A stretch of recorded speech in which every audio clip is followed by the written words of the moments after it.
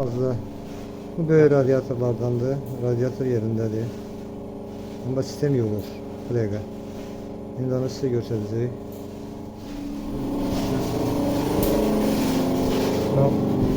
Burada da həmçinin radyator yerindədir. Radyatorlar bir-bir ağlamıyor. Onu da size çatdırım ki bu kombi sistemidir.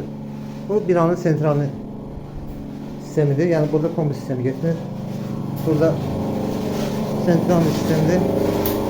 Burada da hal-hazırda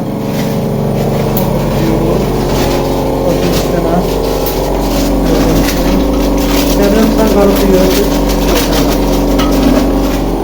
Böyle sistem yoldu.